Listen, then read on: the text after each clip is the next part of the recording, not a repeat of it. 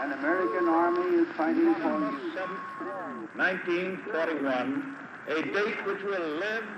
Note that the first atomic bomb was dropped on Hiroshima. These forces met their mark. We have declared the war in Vietnam. But we don't plan to surrender either. We are going to win. Proportions and would lead to World War III. Allied air forces began an attack on military Decide that in the 21st century that America... March 5th, 2052, the United States has officially closed. The United States will go ahead with a national quarantine.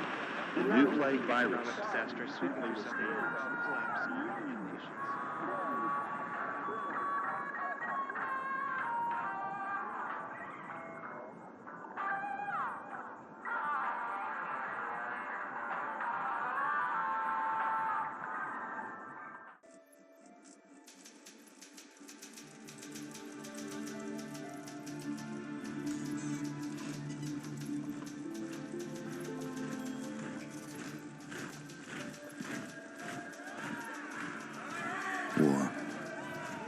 War never changes.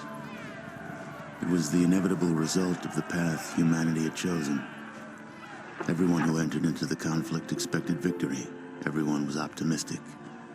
But as the hostilities escalated, optimism faded, and society began to collapse.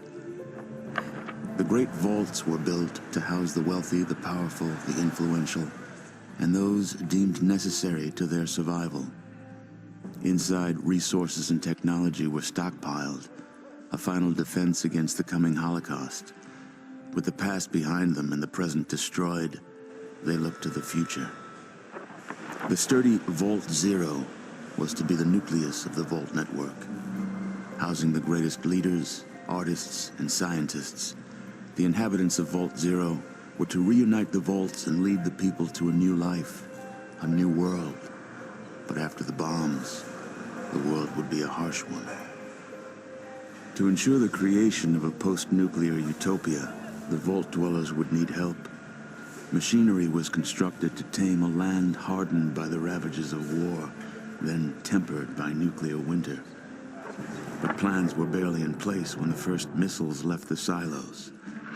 During the destruction, communication between the vaults ceased. Entire vaults were lost. Those that survived were on their own. Not all vaults succumbed to the machinations of war.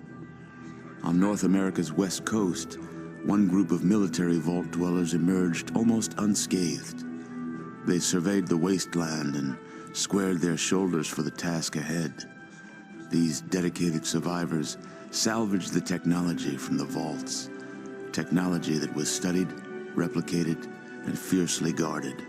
For they knew that while their power came from numbers, their future lay in scientific knowledge. In time, they formed the Brotherhood of Steel. The Brotherhood used their knowledge to drive back the atrocities of the wasteland, proclaiming themselves the technological saviors of mankind. They scoured the land in search of more technology, raiding mutant camps, bandit towns, and the broken remains of other vaults. But even they could not keep pace with the high tolls demanded by life in the wasteland.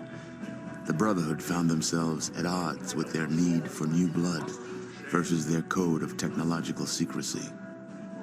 The debate was lengthy. Finally, the elders ruled against sharing the technology with outsiders, convinced that they would endure as they had before. Further discussion was discouraged, and the elders ordered the minority on a mission across the wastes. Super mutants, the foot soldiers of a conquered army, had been forced into a retreat across the mountainous barrier to the east. The Brotherhood constructed airships and dispatched the minority to track down and assess the extent of the remaining super mutant threat. But disaster struck while crossing the Great Mountains. A great storm gripped the main airship and flung it far from its course. The mighty ship was badly damaged. The smaller sections were torn from the main craft, never to be seen again. Many of the expedition's leaders were lost to the winds. The fraction of the crew that still survived struggled to keep their ship aloft before finally crashing on the outskirts of a once thriving metropolis, a city once called Chicago. Broken, scattered, and scarred, they took stock of the situation and once again squared their shoulders to the task ahead. The Brotherhood had much to offer the surrounding villages. They traded advanced medicines in exchange for food and labor. They traded protection from bandits in exchange for new recruits. In time, their ranks began to swell. Separated by distance and ideology from the main Brotherhood forces, the minority was free to forge a new Brotherhood of Steel, one that reflected the ideals they had strived for all along. However, one's future in the wasteland is never certain, for an old power has awakened, also bent on making this land its own. Life in the Brotherhood is about to change.